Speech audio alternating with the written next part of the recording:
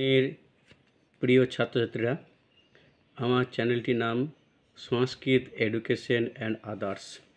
নমুনা প্রশ্ন উত্তর 3 পর্ব। নাম্বার থাকবে 25, 2024 সালের। তো প্রত্যেকে কেয়ারভাবে দেখতে বলছি, এটা খুবই গুরুত্বপূর্ণ, দেখতে থাকো।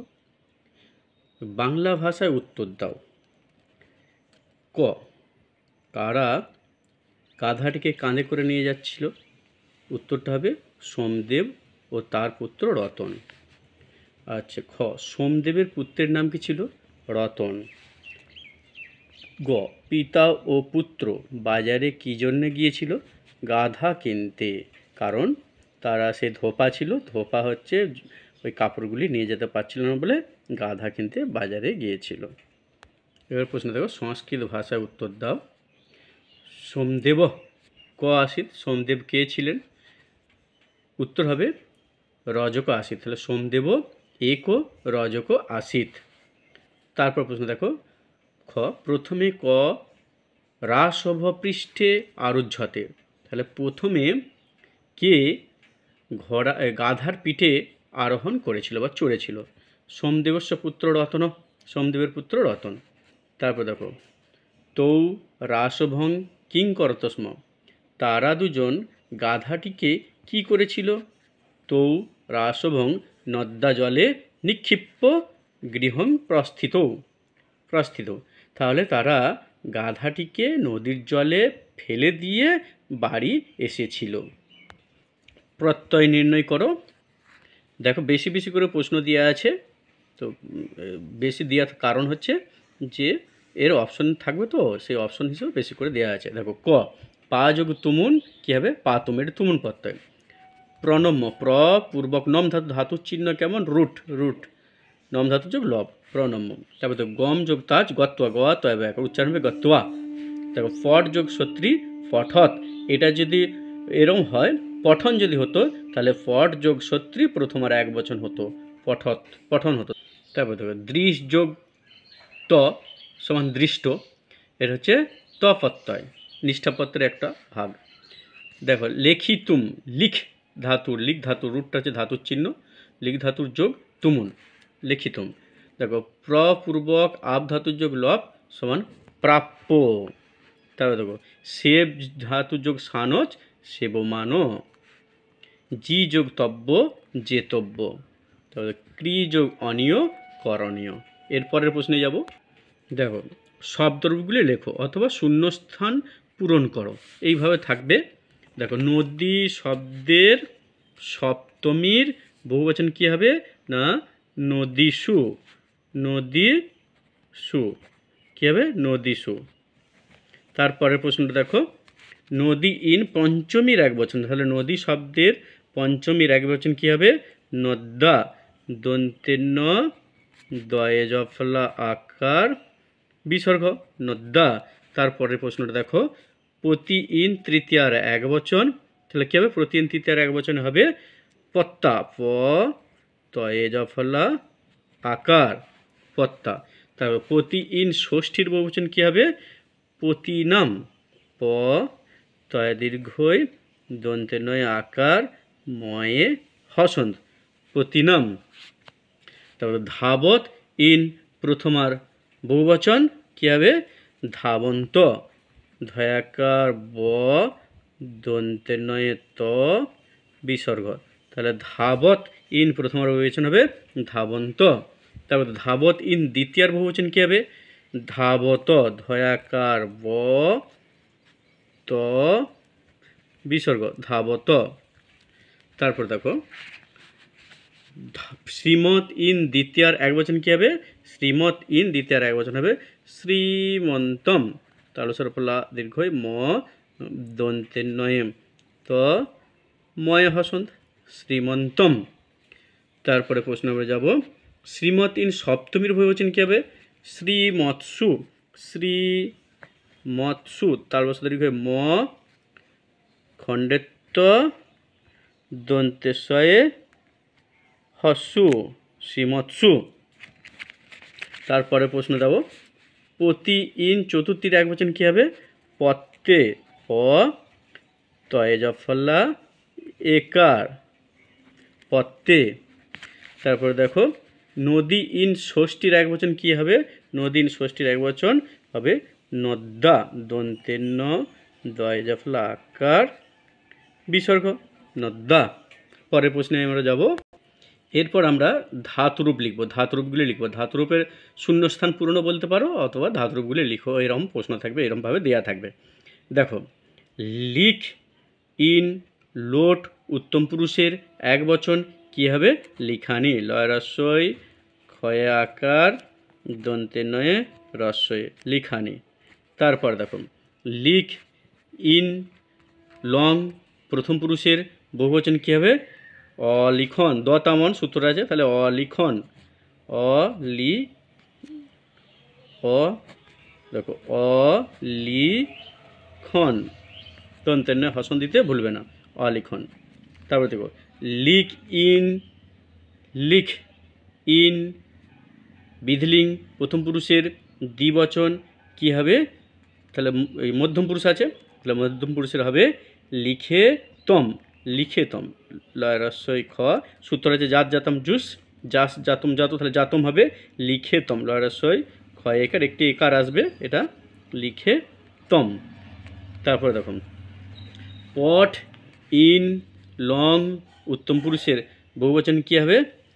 উত্তম পুরুষের বহুবচন লংয়ে দেখো অপঠামো, ঠয়া আকার ম, বিসর্গ টিসর্গ কিচ্ছু হবে না, তাহলে হবে অপঠামো।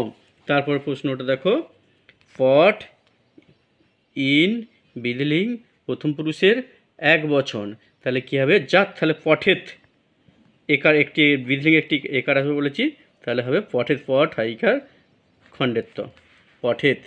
তারপরে দেখো বধ ইন লোট উত্তম পুরুষের বহুবচন কী হবে?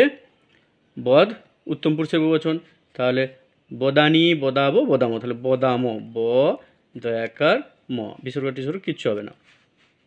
তারপর দেখো বধ ইন লং, বধ ইন লং মধ্যম পুরুষের এক বচন কী হবে? মধ্যম পুরুষের এক বচন হবে লং, দ তাম অন স, তাহলে অবদ, অ লংয়ে একটি অ আসবে, অ ব দ বিসর্গ, অবদ। তারপর দেখো স্থা ইন লং প্রথম পুরুষের বহুবচন কী হবে? স্থা ইন লং প্রথম পুরুষের বহুবচন হবে অতিষ্ঠম, প্রথম পুরুষের বহুবচন হচ্ছে, তাহলে অতিষ্ঠন, দ তামন, তাহলে কী হবে? অতিষ্ঠন, অতরস্বই মধ্যন্বস্বই ঠ, দন্তের নয়ে হসন, অতিষ্ঠন। তারপর দেখো স্থা ইন লোট মধ্যম পুরুষের বহুবচন কী হবে? মধ্যম পুরুষের বহুবচন হবে লোট আছে, তাহলে হি তম ত, বহুবচন আছে হি তম ত, তটা হবে, তাহলে তিষ্ঠত, তরস্বই মধ্যন্বস্বই ঠ ত, তিষ্ঠত, তাহলে তিষ্ঠত হবে। তারপর দেখো সেব ইন লোট প্রথম পুরুষের কী হবে? সেব ইন লোট প্রথম পুরুষের বহুবচন কী হবে? সেব, তাম আতম অন্তাম, তাহলে তামটা অন্তামটা হবে সেবন্তাম, দন্তে সইকার ব, দন্তে নয়ে তয়াকার ময়ে হসন্ত, সেবন্তাম। পরবর্তী প্রশ্নে আমরা যাব। পরবর্তী প্রশ্ন 6 নম্বর, কারক বিভক্তি নির্ণয় করো। দেখো বানেন হত রাবণ, এটা কি বানেন তৃতীয়, নরেন বানেন, তাহলে তৃতীয় আছে, তাহলে কী হবে? বানেন পদে করণে তৃতীয়া বিভক্তি হয়েছে। তারপরে প্রশ্ন দেখো শোকেন ক্রন্দতি, শোকে, তাহলে শোকেন তৃতীয়া আছে, এটা তাহলে হেতু অর্থে হয়, তাহলে শোকেন পদে হেতু তৃতীয়া বিভক্তি হয়েছে। তারপরে প্রশ্ন দেখো গ অহংতাং তৃণায়ন মন্যে, তাহলে আমি তাকে তৃণও মনে করি না, তাহলে কি? আমি তাকে ঘাস, তৃণ মানে ঘাস, তাহলে কি আছে? তৃণায় চতুর্থী আছে, তৃণায় পদে কি আছে? চতুর্থী, তাহলে কী হবে? তৃণায় পদে অনাদরে চতুর্থী বিভক্তি হয়েছে। পরের প্রশ্ন দেখব আমরা। দেখো চন্দ্রং পশ্যতি, চন্দ্রং কি আছে? তাহলে নরম, চন্দ্রং দ্বিতীয় বিভক্তি আছে, দ্বিতীয়, তাহলে কী হবে? চন্দ্রম পদে যখন আমরা সিঙ্গেল লিখবো তখন ময় হসন দেবো, অনুস্বার তখন লেখা যাবে না, কোটেশনের মধ্যে ময় হসন লিখবো, তাহলে চন্দ্রম পদে কর্মে দ্বিতীয় বিভক্তি হয়েছে। পরের প্রশ্ন দেখো কবিনাং কালিদাস শ্রেষ্ঠ বলা আছে, কবিদের মধ্যে কালিদাস শ্রেষ্ঠ, তাহলে ষষ্ঠী আছে, তো ষষ্ঠী এবং সপ্তমী দুটি হয়, কবিশিউ বা কবিনাং, এখানে কবিনাং আছে, তাহলে কবিনাং পদে কী হবে, নির্ধারণে ষষ্ঠী বিভক্তি হয়েছে, নির্ধারণে ষষ্ঠী, এটা নির্ধারণে সপ্তমী হয়, যদি কবিশি থাকতো তাহলে সপ্তমী হতো। তারপরে আমরা প্রশ্নে চলে 7 নম্বর প্রশ্ন, সব থেকে যেটি কঠিন সংস্কৃত ভাষায় অনুবাদ করা, অর্থাৎ সংস্কৃত অক্ষরে লিখতে হবে না, বাংলা অক্ষরে লিখবে, ভাষাটা দেবে সংস্কৃত। দেখো, বালিকাটি গান গাইতে গাইতে যাচ্ছে, তাহলে বালিকাটি, তাহলে বালিকা লতা শব্দের মতো এক বচন আছে, তাহলে বালিকায় থাকবে, বালিকা একজন যেহেতু, বালিকাটি গান গাইতে গাইতে, গান তাহলে কি গাইছে, গীতং, গানটিকে গীতং, তাহলে গান গাইতে গাইতে, তাহলে গায়ন, এটা শত্রীপত্রে আছে, তাহলে কী হবে, গীতং গায়ন, গয়াকার অন্তস্থ দন্তেন, গান গাইতে গাইতে যাচ্ছে, তাহলে মেয়েটি যাচ্ছে বর্তমানকাল, তাহলে কী হবে, গচ্ছতি, গ চয়ে ছয়ে তয় রস্যই, গচ্ছতি। তারপর প্রশ্ন দেখো, আমি বলতে পারি না, আমি বলতে তে যুক্ত আছে, তুমুল প্রত্যয় হবে, তাহলে আমি অহং, অহং হবে আমি, বলতে তাহলে উক্তুম বা বদিতুম, বলতে বদিতুম, বদিতুম বা উক্তুম, হস্যু কয়তয় হস্যু ময়ে হসন বা অনুসার, তাহলে ময় হসন হবে না, অনুসারে হবে, পারি না, না মানে না, স্বপ্নমী, স্বপ্নামী, তালবস্য কয়ে দন্তে নয় আকার ময়ে রস্যই, স্বপ্নামী, তাহলে পারি না, তাহলে আমি বলতে পারি না, তুমুন প্রত্যয়, বদিতুং বা উক্তুং, তাহলে বদিতুংও হবে, উক্তুংও হবে, ন স্বপ্নমী, স্বপ্নামী।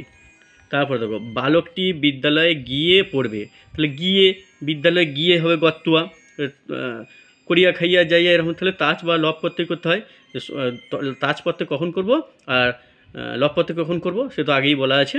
দেখো, বালকটি, তাহলে বালকটি বিদ্যালয়ে গিয়ে, তাহলে গম ধাতু আছে বলে তবে বিদ্যালয়ং, গিয়ে কী হবে, গত্তুয়া, গ তাজ প্রত্যয় হবে, গত্তুয়া, গম ধাতু তাজ, তাহলে হবে গত্তুয়া। পড়বে, তাহলে কী হবে, একজন আছে পঠি সতী, এটা হচ্ছে লিটে আছে, অর্থাৎ ভবিষ্যৎকালে আছে, হবে কি, পঠি সতী।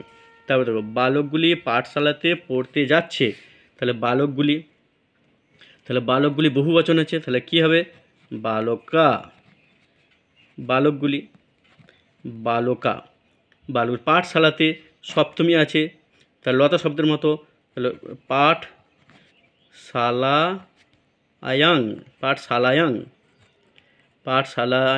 পাঠশালাতে, তাহলে সপ্তমীর এক বচনে পাঠশালায়াং, পড়তে তুমুন পড়তে হবে, পঠিতুং, প ঠয়রস্য তয়হস্য অনুসর, পঠিতুং, যাচ্ছে বর্তমানকাল বালকগুলি, তাহলে হবে গচ্ছন্তি, গ চয়ে ছয়ে দন্তে নয়ে তয়ে রস্যই, গচ্ছন্তি।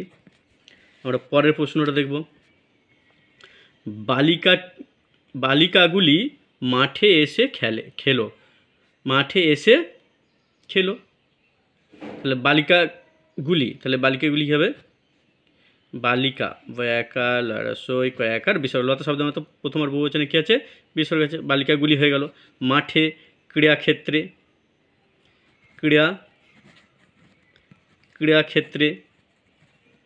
মাঠে, তাহলে ক্রীড়াক্ষেত্রে এসে মানে গম ধাতু আছে, ক্রীড়াক্ষেত্রং হবে, ক্রীড়াক্ষেত্রং, এসে ময় হসন।